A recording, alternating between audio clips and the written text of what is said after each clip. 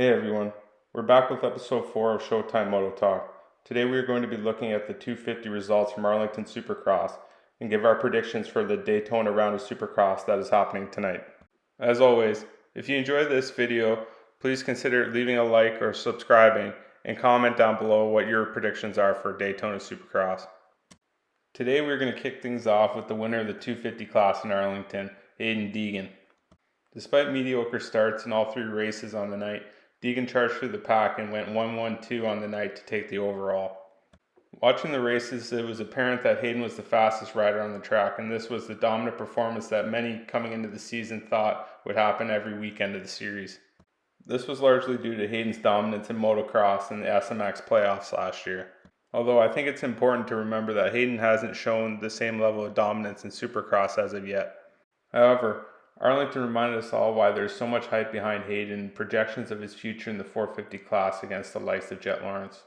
Despite a tip over in the sand in the first race, he was still able to finish first and appeared very comfortable at high speeds as he blitzed his way through the pack each race. Haiden now has the red plate, and this race might have been the confidence booster he needed to take control of the West Coast Series Championship. In Arlington, Muck-Off Club MX Yamaha racer Cody Schock had moto scores of 2.46 to get his first ever overall podium with a second place finish. Cody seemed to get good starts and be battling up front with the title contenders all night. It was awesome to see how much the podium meant to the Club MX team and Cody, who has had an up and down Supercross career to date. Hopefully we can see him on the podium again before the end of the season. Arlington was a bit of a resurgent for the 250 class veteran and star racing Yamaha rider Michael Mosman, where he finished 3rd overall on the night. We have seen Michael battle up front with some of the biggest names in the 250 class in the past, and it felt like injuries and time off have derailed all his momentum in the class. At the start of the season, it felt like Michael was tentative as he got his feet wet in Supercross after what felt like a long time away from the races. Throughout the series so far, we have seen Michael slowly building, and Arlington felt like the culmination of him getting back to the high-end racer we have seen in the past. It might be the start of battling up front more consistently. With all things considered, Arlington felt like a good performance for Anaheim 1 winner Joe Shimoda. He started the night off with the whole shot in race 1 and went on to have moto scores of 4.53 for the 4th overall on the night. With Daytona this weekend, he'll have another weekend off to heal and rest his hand to compete in Indy for the first East-West showdown of the year. Pro Circuit Kawasaki's Garrett Marchbanks finished 5th overall in Arlington and appeared very optimistic on the podium after the second race that his riding is coming around after being banged up in a crash at an earlier round of the series.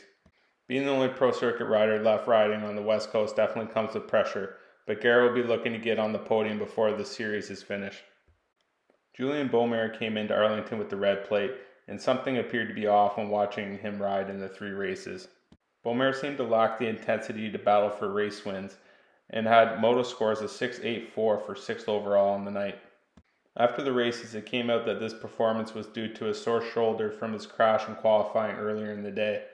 We should expect Beaumaire to look better in Indy with a week off to heal up. So far this season, Cole Davies has looked far from a rookie just looking to get experience. In Arlington, Davies kicked the night off with a 4th place finish in race 1 and looked to be in contention for another podium before going down off the start in race 2.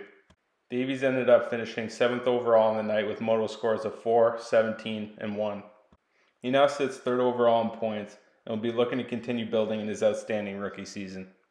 Arlington was a tough night for veteran 250 rider and title contender Jordan Smith. Jordan was leading race 1 before he crashed on the whoops, which ended his night. This week we learned that the crash caused a punctured lung and likely broken ribs. It is unclear whether we will see Jordan again this Supercross season, and it is unfortunate that injuries and crashes have derailed yet another 250 championship run for this 30-year-old rider. Now we are going to discuss our predictions for Daytona Supercross. We will start with the 250 class. In first place, we are going to take Levi Kitchen to ride the momentum of Detroit and get a win in Daytona. We expect Levi to get a good start and build a gap in the early laps on other title contenders and manage the race from there on the way to the checkered flag. In second place, RJ Hampshire. RJ has rode well in the past at Daytona, and we could see him taking the win. However, we expect Levi to get a better start, and despite RJ working his way to second and closing the gap on Levi, we expect RJ to run out of laps to get close enough for a pass. For third, we have Tom Vial. The The defending East Coast champion is not threatened for wins this year, but is road consistent enough to be third in the points. We expect Daytona's outdoor elements to suit Tom's riding style and him to find his way onto the podium. In fourth place, we have the points leader, Max Anstey. In the past, when Max does not get off to a good start, we have seen him manage races. We expect to see that here with so many good riders on the gate and the championship on his mind. For fifth place, we are going to go outside the box and take Seth Hamaker. So far this season, Seth has had a 4th place finish in Tampa and a 17th place finish in Detroit, but in 2024 at Daytona he placed 3rd. We expect him to bounce back from Detroit and ride well in Daytona, but some other riders to watch for 5th or above are Chance Hymas, Cameron McAdoo, Nate Thrasher, and Daxton Bennick. For the 450 class, we predict that Chase Sexton is going to bounce back from last week's disaster and take the win in Daytona. Chase typically does his best riding when his back is against the wall, and after the mistakes he made the last 3 weeks, he knows he needs to start winning races if he is going to edge out Cooper Webb for the championship. In second place, we have Cooper Webb. While Levi Tomac is dubbed the king of Daytona Supercross, Cooper has had some very solid finishes in Daytona over the years. We expect Cooper to continue the momentum he gained in Arlington and leave Daytona still with the red plate. In third place, Ken Roxon. Ken rode well enough in Arlington to secure second place on the night, and we expect him to get another podium in Daytona. While Kenny has said he has fallen out of love with outdoor motocross and Daytona has some outdoor elements, his start, speed, and experience should be enough for him to hold off the other riders for the final spot on the podium in what has been somewhat of a resurgent year for the Suzuki rider.